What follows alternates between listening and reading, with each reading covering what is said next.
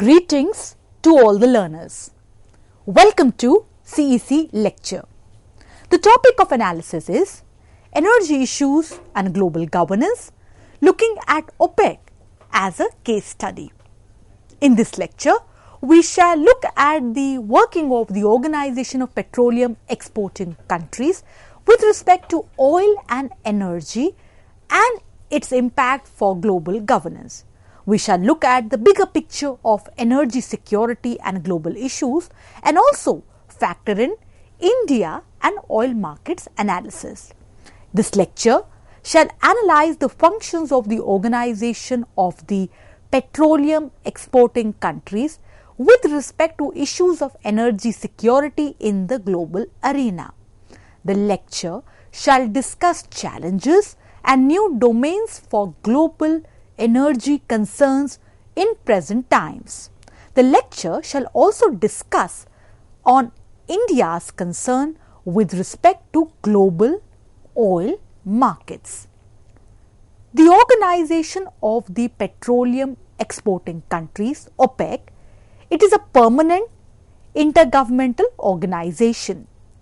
It was created at the Baghdad Conference in 1960 by Iran, Iraq, Kuwait, Saudi Arabia and Venezuela. We all know that international realms are complex. Multiple other realms are also there existing, therefore, where oil supply and issues of energy security are deliberated. For example, International Energy Agency IEA is an autonomous organization which works to ensure reliable, affordable and clean energy.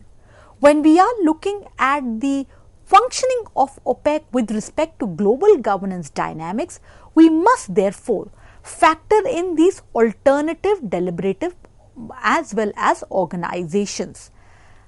Established in the wake of 1973, set up in 1974, International Energy Agency, when we look at the 1973 oil crisis, this was exactly the time that was wherein OPEC cartel had indeed shocked the world with a steep increase in oil prices. The IEA is headquartered in Paris, France. IEA has four main areas of focus: energy security, economic development, environmental awareness and engagement worldwide. Similarly, as we know that international reality is complex, over a period of time, the issue of oil and energy security in global governance has witnessed new forums.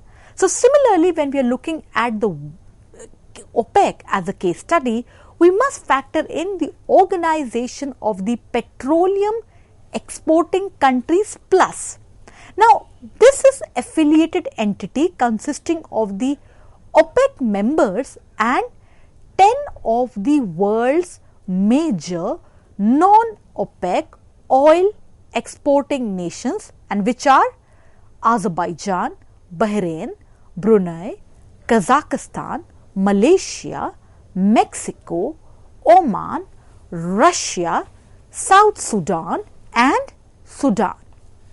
The non-OPEC countries which export crude oil along with 14 OPECs are termed as OPEC plus countries. As we all just read through, that OPEC plus countries include Azerbaijan, Bahrain, Brunei, Kazakhstan, Malaysia, Mexico, Oman, Russia, South Sudan and Sudan. Now, Saudi Arabia and Russia both have been at the heart of a 3-year alliance of oil producers that was known as OPEC plus, which now includes 11 OPEC members and 10 non-OPEC countries that aim to shore up oil prices and with production cost.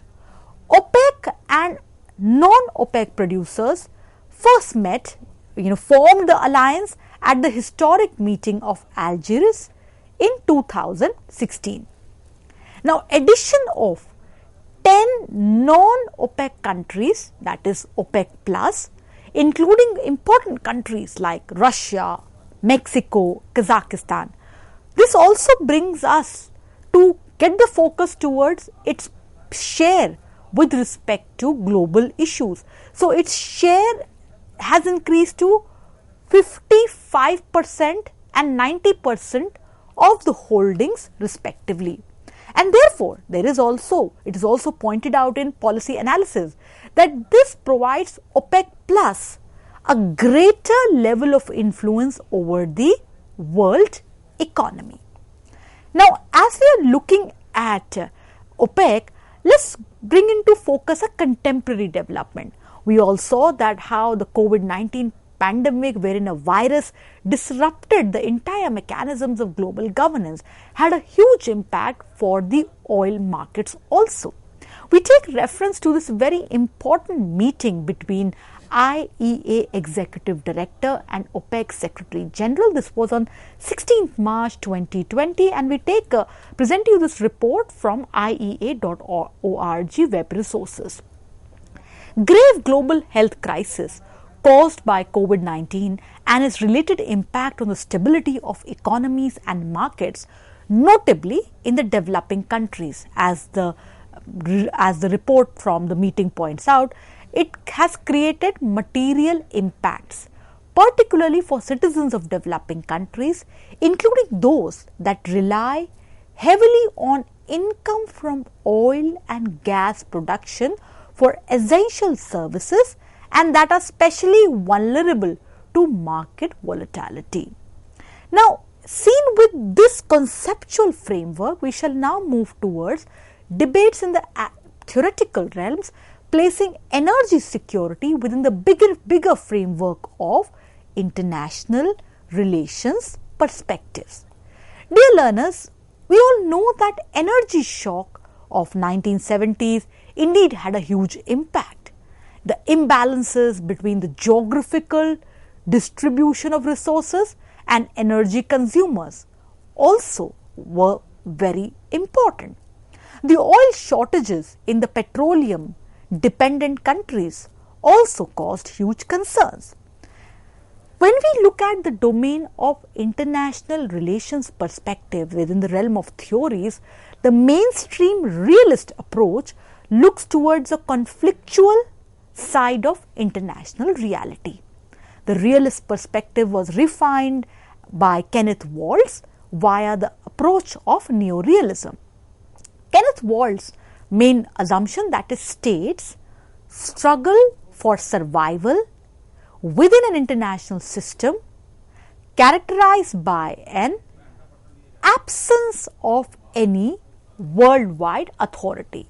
This was termed as anarchy, lack of any centralizing authority. Now, within this framework of IR theories, oil shocks of 1973 indeed placed energy security on the agenda of international relations scholarship. Security, seen from the perspective of realist theory, can be divided into two realms. First, defensive, that is in relation to a threat. An example here could be Kenneth Waltz's meaning of security. Second, offensive. What is offensive? Optimizing of profits in relation with other actors. Energy security can be situated in the realm of offensive security. Now, as we are understanding the security debates and IR perspective, to factor in energy security, the Copenhagen School of Security Studies indeed has presented important revisions with respect to the understanding of realist security. As per the Copenhagen School of Security Studies, the term security includes 5 separate sectors. What are they? First, political sector. What does the political sector involve? It involves internal and external stability of states. Second, military. What does the military sector involve? It covers the defensive and offensive capabilities. Third, societal security. Fourth, economic security. Fifth, environmental security.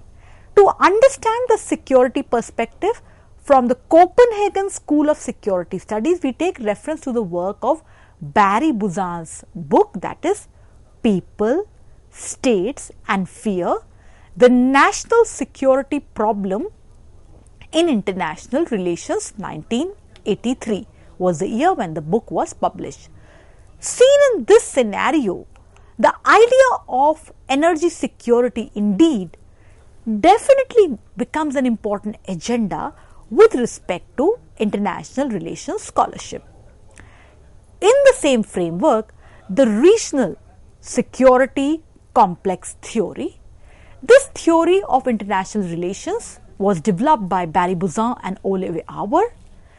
International security, as per this theory, it is argued that it should be examined from a regional perspective. Now, when we bring in the regional perspective, it is argued that regional energy security complexes, that is energy related interactions, indeed have an important bearing. The source, in order to understand the debates on regional security complex theory, dear learners, you must refer to the book Barry Buzan and by Olivier Auer, that is Regions and Powers, the Structure of International Security. The book is from Cambridge 2003. So, this also presents to us insights as to how the realm of international relations, which was dominated by security, however, the security was seen in the sense of military because it was characterized by anarchy, or how the political realism points out towards the conflictual side of international reality.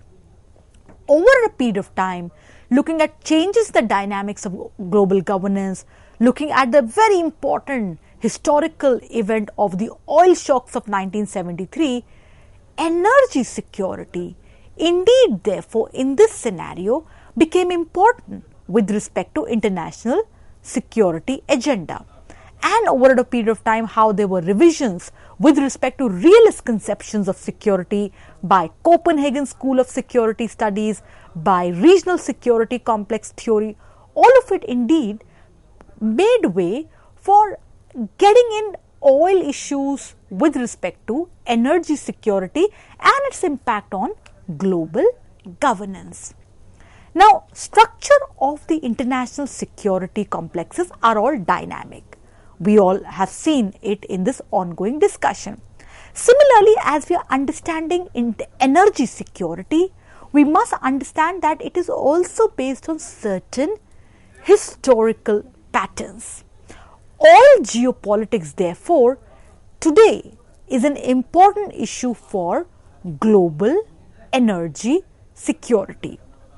The overview of oil security history is complex, it is multidimensional, and it also involves cultural, political, and economic factors.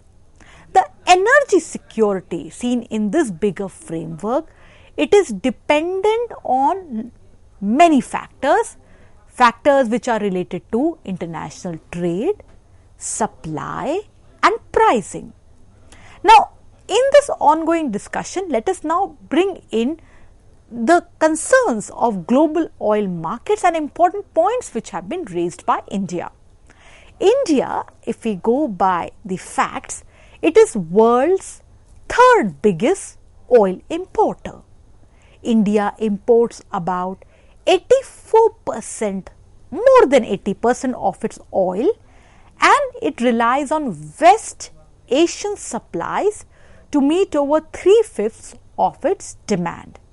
India is largest crude consuming countries.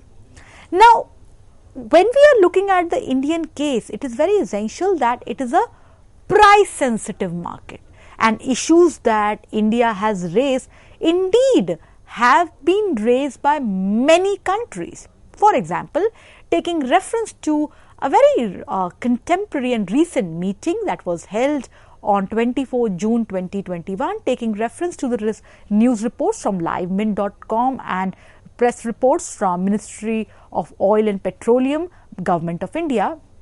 That is how India has raised the issue of high oil prices concerns with the OPEC. As we know that phasing out production cost and emphasized that crude prices should remain within a reasonable band. If we read from the news reports, that is the concerns as a price sensitive market that India has raised, that is the phasing out production cost and emphasizing that crude prices should remain within a reasonable band, which will be in the collective interest of both consumers and producers, and will also encourage consumption-led recovery. Seen in this ongoing debate then, the concept of energy security becomes essential to deliberate further. Energy security implies uninterrupted availability of energy resources at an affordable price. Long-term energy security, what does it imply? It implies timely investments to supply energy as per economic developments and environmental needs. Short-term energy security, what does it mean? It means ability of the energy system to respond promptly to sudden changes in the supply demand balance. Now, there are a lot of challenges to energy security for any nation. Seen in this regard, once again, the role of OPEC becomes important to factor in with respect to dynamics of global governance. We all know there are many countries that are marked by dependence on imported oil, and there are issues of international monopolies with respect to oil market and global realms. And similarly, one cannot ignore the sharply fluctuating international price of oil. Seen in this light, when we are looking at the bigger picture of energy security and factoring in with respect to the role of OPEC, there are issues concerning fossil fuels and natural resources also, issues of economic stability, equity, geopolitical tensions, which also have a bearing with respect to the volatility, the need to factor in right mechanisms of price for oil markets. As we take our discussion forward, let's take reference to some academic work. We take reference to the work by Hugh Dyer, Maria Julia Trombetta. It's an edited book, that is International Handbook of Energy Security, from Edward Elgar Publishing, 2013. Now, this book brings to account important insights. It gives insights into the new agendas, and what are they? That today energy security has a bearing with respect to environment. We have to study energy security with reference to the bigger picture of human security. And all these debates on environment, on human security, indeed have somewhere made way within the deliberations of policy making, policy insights, debates in oil markets, and wherein OPEC has also considered them. A very important work as we are looking at the role of OPEC, one must also understand today that dynamics of international energy have indeed changed. Seen in this regard, one has to factor in that looking at dependence on imported oil, looking at the vagaries of international price of oil, over a period of time, countries have made collective resolve with respect to quest for diversification of energy, at the same time increasing the energy basket with the cleaner sources of energy. The structures of energy security are indeed complex and dynamic. Seen in this regard, as we just saw from the ongoing debate, that how the idea of security, even from the realist rational point of view, factors in energy security. And today energy security presents to us that how, with respect to geographical distribution of natural resources, today it is indeed having an important bearing with respect to the bigger picture of factoring in domestic welfare and looking at the volatile global governance. We all saw that how the markets, especially the oil markets, have indeed evolved over a period of time. When we look at the oil market, it was not only just the establishment of OPEC, it was also the bigger picture that how the dynamics of the oil market, when we look at right from the establishment of OPEC from the time period of 1960s to the oil shocks of the 1970s, looking at all of it, OPEC has also enhanced and broadened its mandate. We all saw that how today OPEC Fund for International Development indeed plays a very important role. The time period of 1980s saw that how the demand for energy slumped and how there was market crash. Similarly, when we look at 1990s, excessive volatility dominated the decade that was marked by globalization, global integration, and how again when we look at the specifically the time framework in post 2010 era, that how dynamics of trade changed and how then global oil market responded to that, OPEC indeed played an important role for that. Looking at the contemporary time with the outbreak of the COVID-19 pandemic, the world saw that how the oil markets witnessed free fall.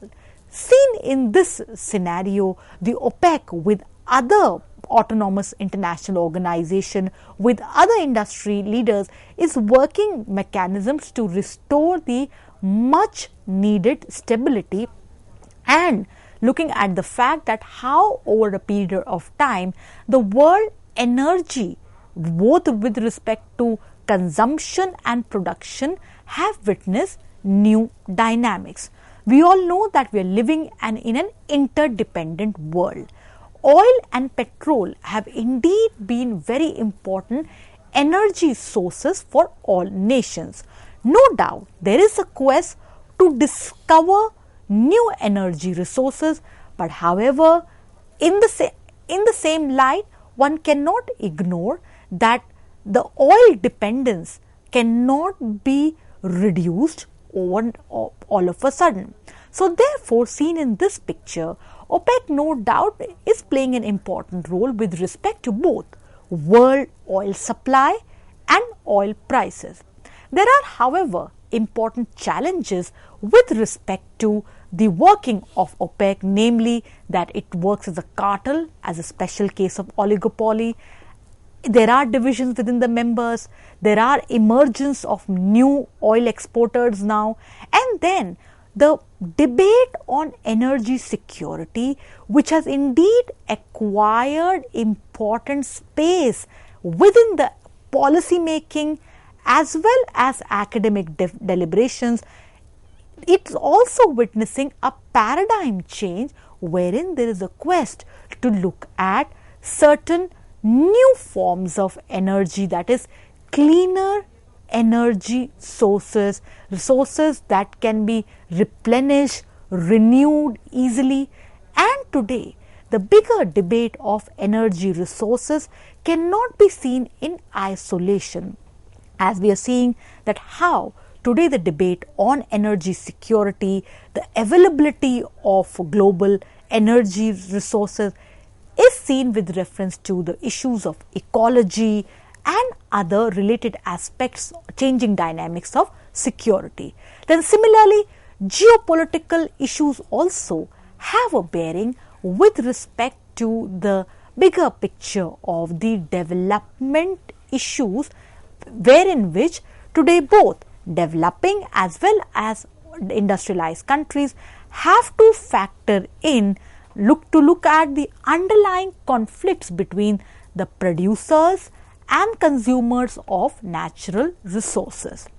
Dear learners, we hope that in this lecture, as we discussed how today OPEC has an important role to play with respect to dynamics of global governance, with respect to governance of international energy, and also there are new realms with respect to relationship between OPEC and its competitors and potential partners. Seen in this regard, with respect to the issue of global governance and global energy order, OPEC has an important role to play. We must factor in the changing dynamics as well as the challenges in order to get a comprehensive insight over the topic. Dear learners, we hope that the lecture presented to you significant inputs for the purpose of your answers, for preparation for competition examinations, insights to put together for your research papers, amongst others. We look forward to positive, encouraging feedback from you all. Thank you very much.